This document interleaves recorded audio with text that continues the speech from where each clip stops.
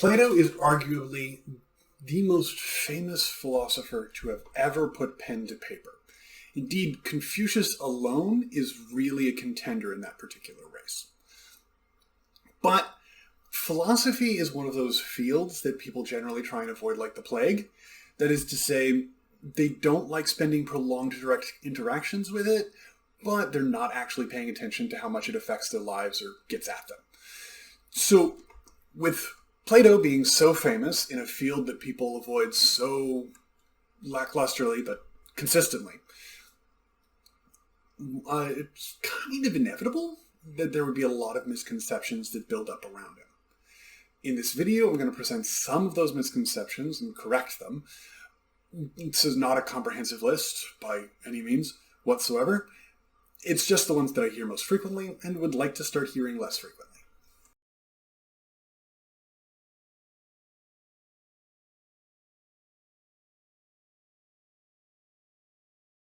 There's a story going around that Plato's teacher and friend Socrates was actually a fictional character created by Plato to play the role of the smart one in all of his dialogues. The theory behind it comes with the idea that, well, Socrates himself never penned anything, he never wrote anything down, and at least some of the dialogues have the majority of scholars saying Socrates never said that. Plato's just using Socrates to say that, but Socrates himself never said it. So, if at least some of the dialogues never said by Socrates at all, and we don't have any writings of Socrates himself to compare and confirm that, yeah, these are things that Socrates said, maybe all of the dialogues are just fictional, and the character was created by Plato himself. The issue I have with this theory is that, well, for one, it gained an awful lot of traction for a theory that was proposed literally thousands of years after the fact.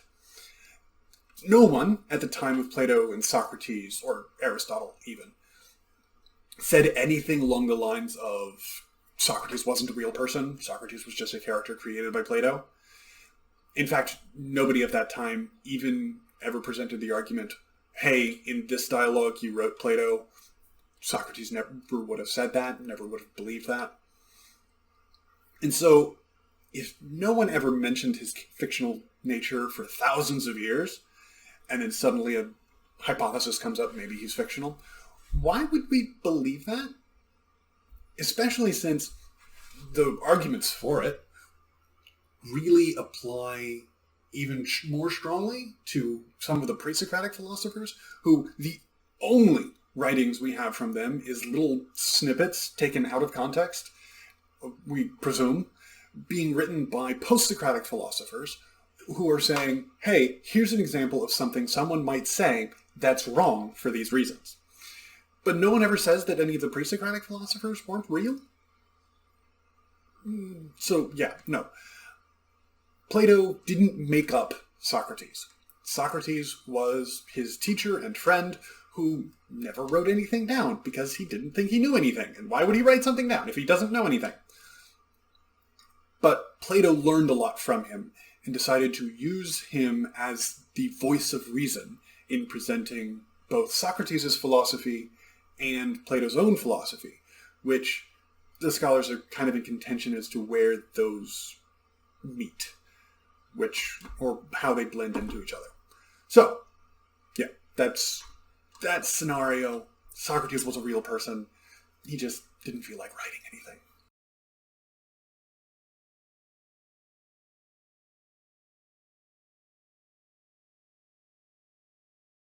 The realm of forms is a hypothetical plane of existence that all humans lived in before they were born and will live in again after they die, and then be born again and whatever. In this hypothetical plane of existence, there exists all the perfect natures of things. So you've got the perfect tree, the perfect dog, the perfect human, the perfect pretty. And all the things that we find on Earth are actually just participating in that perfection that is found in the realm of forms.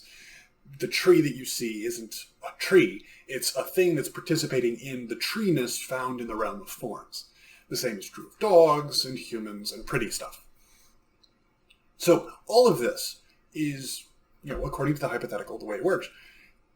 And it's generally understood accurately by people with a passing familiarity with Plato.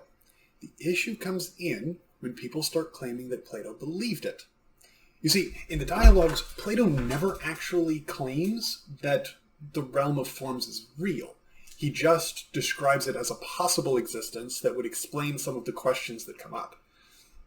It's always just a teaching tool. It's always utilitarian, never actually metaphysically claimed for. The closest anyone comes to arguing that it's real is by saying, hey, this thing that everyone already knows exists, but doesn't actually make sense how it could possibly exist?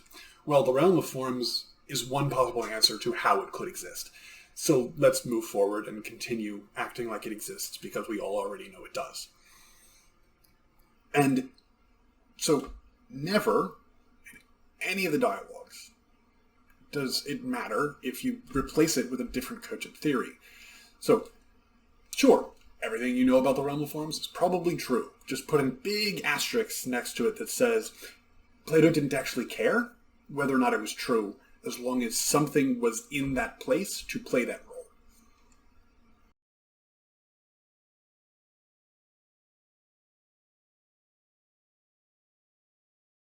See, this is a connected note, actually, because even in the Meno, Socrates explicitly states he doesn't know or care if the human soul is immortal at all.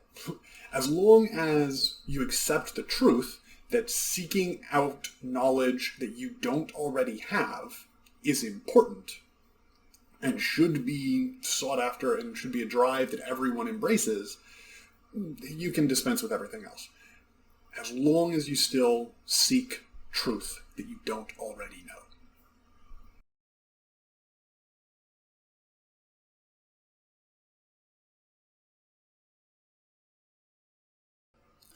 So, the Featherless Biped story is very, very common, but for anyone in the audience who hasn't heard it before, here's my version. You've got Plato hanging out with all of the muckety-mucks defining things in ancient Greece. They're all coming up with their different definitions of like birds or trees or flowers or love or beauty or whatever. And then Plato's like, all right, I've got my definition for human being. All right, a human being is a featherless biped. Everyone in the room is like, yeah, human beings are the only bipeds without feathers. This is a great definition. It's very clear cut, foolproof. Let's stick with that. And then Diogenes gets wind of this because he wasn't in the room. He's not that kind of dude. Diogenes gets wind of this and he pulls a really classic Diogenes move. He goes out and he steals someone's chicken and he plucks that chicken like the rude person he is.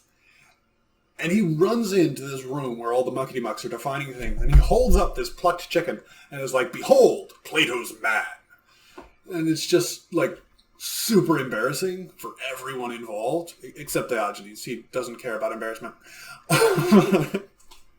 Anyway, so Plato's super embarrassed. Everyone's super embarrassed for Plato, so they decide to kind of cover it up by adding with flat nails to the definition.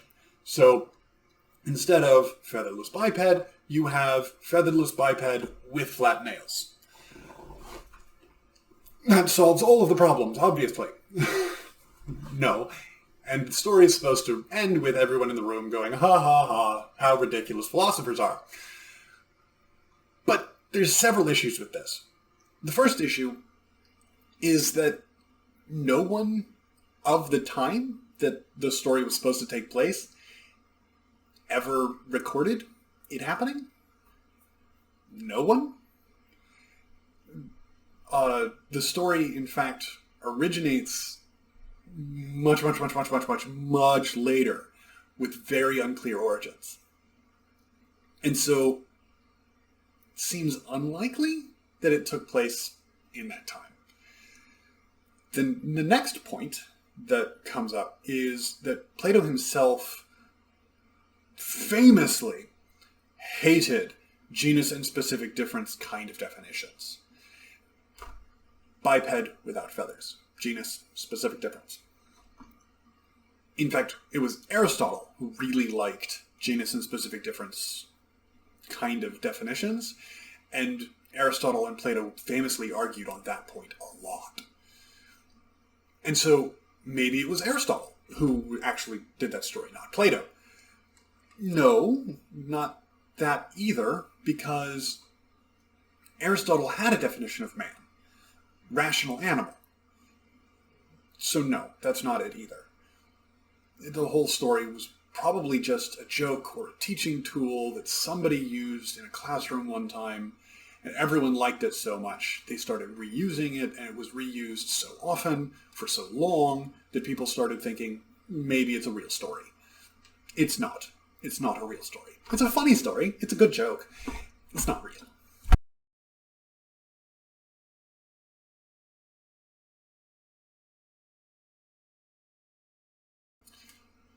So there you go. 3.5 of the most common misconceptions around Plato. All of them resolved indisputably. If you see anyone else out there making those misconceptions, show them this video and they can fill the comments section with their rebuttals, and I'm sure that will spark nothing but purely educational and respectful debate.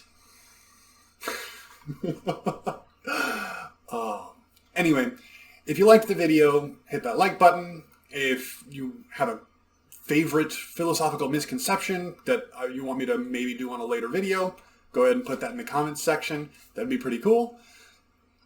And, like, comment, subscribe. I said all that already. And I'll figure out a pithy sign-off at some point. Bye!